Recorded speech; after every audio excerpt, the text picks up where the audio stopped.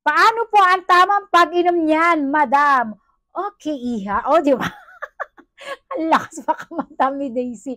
Paano nga ba? Etong Eurobio Probiotics ang tinatanong ni Ma'am Kels at ito yung iniinom ko. Nag-switch na ako. Dati na ako, matagal na ako uminom ng probiotics. Nag-switch ako dito kasi nga nalaman ko na naandito yung tatlong importanteng lactobacillus strain na mayroong coverage sa ating pekpek. Para iwas pabalik-balik na UTI, pamamaho at pangangate ng ating pekpek. Meron din itong ayan tuloy. Cranberry extract. Paano ang tamang pag-inom? Ako, dahil ako'y matagal nang umiinom ng probiotics, parang maintenance ko na siya ganun. Kasi napakaganda talaga ng probiotics sa ating katawan. Lalo kung may coverage sa ating pekpek, di ba? Mag-Eurobio ka. Yung dati kasing iniinom ko, isa lang na lactobacillus strain yun nandoon, acidophilus lang. Ayun na nga, iniinom ko siya sa morning empty stomach. Pagkagising ko, toothbrush lang ako, hilamos lang ako, tapos iinom na ako niyan isang piraso. Tapos relax muna, higa ulit sa higaan, tapos kakain na ako niyan. Pero kung ikaw ay mayroong pabalik-balik na UTI, dalawa po yung ni-required ni Good Pharma. Chinat ko kasi yung manufacturer, paano po yung yung ganung tamang pag-inom, yun nga yung sinabi nila sa akin. Sige, flash ko yan. Yung pagkakatanong ko sa kanila kung paano naman si Eurobio. So, ayun na nga. Empty stomach pa rin ha. Kasi probiotics naman to. Good bacteria. Yung good bacteria, yan yung susuntok sa mga bad bacteria.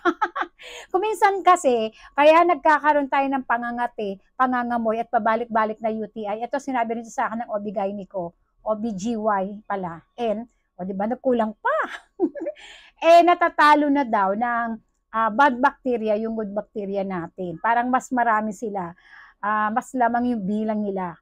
Kaya wag niyong hayaan na dumami sila ng lalo. Kasi eto ulit, sabi ng, alam niyo kaya takot ako, meron kasi akong ate na namatay sa kidney. Siya kasi ay mayroong pabalik-balik na noon na UTI. Binaliwala niya yon hanggang yung palang mga bacteria, mga bad bacteria, no, diba galit na galit si Madam Daisy. Yan pala ay napunta sa kidney natin. Dinurowing pa ng ko yan, ng OB ko, ganito yan Daisy, o ganito. Dinurowing niya pa.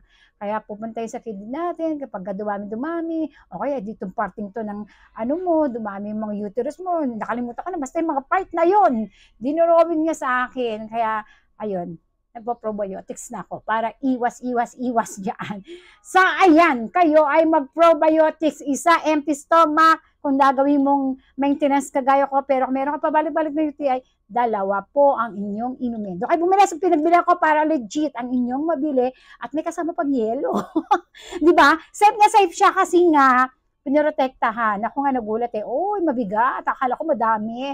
Pagbukas ko, meron pala siyang palamig. Kasi nga, iniingatan yung good bacteria, yung lactobacillus. Parang Yakult lang yan. Di ba? Kailangan still buhay yung good bacteria na nandoon sa product nila. Para pag nainom natin, sa talagang susuntok sa mga bad bacteria, di ba? Imamanipakyo nila yung mga bad bacteria na yan.